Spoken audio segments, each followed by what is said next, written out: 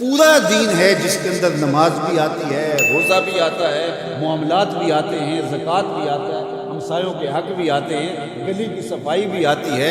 تمہارے گھر سے اٹھنے والی شور کی آوازوں سے ہمسایہ تنگ ہے تو پھر بھی تم دین کی سمجھ۔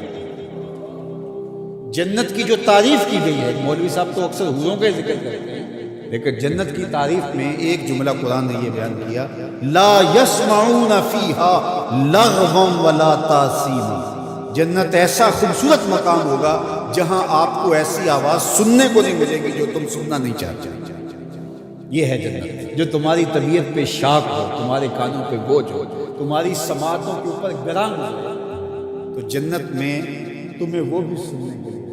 تو میں اپنے مبلغین سے خطباء سے کہتا ہوں کہ فل ساؤنڈ کیا ہوا ہو اور ایکو بھی اس کی فل اور چھوٹا سا کمرہ ہو اور آپ آگے منہ رکھ کے زور زور سے بول رہے ہیں اور لوگوں کے دل ڈول رہے ہیں اور آپ سمجھتے ہیں یہ تبلیغ کر رہے ہیں۔ یہ تبلیغ نہیں، یہ بدتمیزی کر رہے ہیں۔ اللہ نے قرآن میں بولنے کا بھی سلیقہ کہا کہ تمہاری آواز بہت بلند نہیں ہونی چاہیے، بدترین آواز فرمایا گدھے کی آواز، وہ چیختا ہے چلاتا ہے۔ کبھی ضرورت کے تحت آپ بلند بولیں تو وہ امر آخر ہے۔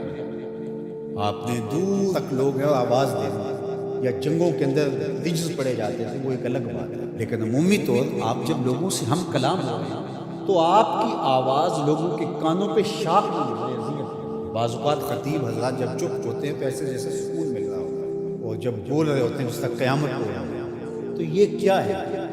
جنت کی یہ تعریف ہے، لا یسمعون فیہا لغو، اس میں لغو بات سننے کو نہیں ملے گی۔ تو یار پوری زندگی کو، پوری دنیا کو جنت نہیں بنا سکتے، مسجد کوئی بنا لو جو ہے ہی جنت کا ٹکڑا ہے، ریاض الجنہ اس کو کہا گیا۔ تو دین ایک مکمل اور پورے پیکج کا ہے۔ تو ہم نے کسی نے ایک پہلو کو لے لیا، کسی نے دوسرے پہلو کو لے لیا، کسی نے لباس کو دین سمجھ لیا اور کسی نے جو ہے وہ کسی اور چیز کو، کوئی حقوق العباد پہ رک گیا اور اس نے حقوق اللہ کی نفی کر دی۔ یہ بات ذہن میں رکھیے، حقوق اللہ حقوق العباد سے فائق ہے۔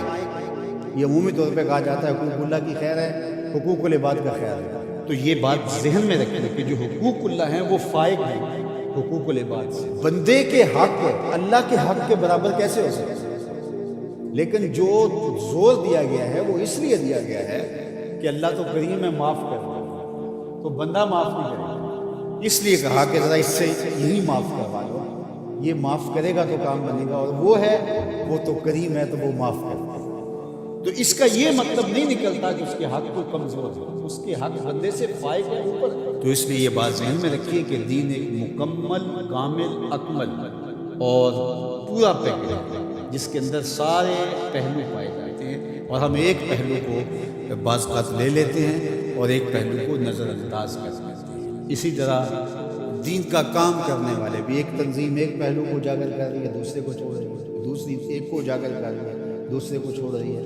تو ایسا نہیں ہے۔ ہاں، کسی بندے کی مہارت کسی ایک شعبے میں ہو تو ظاہر ہے وہ شعبے کے اندر کام کرے تو وہ ایک الگ بات ہے، لیکن وہ باقیوں کی نفی کر رہا ہے اور جو وہ کر رہا ہے اس کو کہتا ہے کہ اس کے علاوہ دین نہیں ہے، تو وہ دین کو سمجھا ہی نہیں۔ تو دین جو ہے وہ پورے نظام کا نام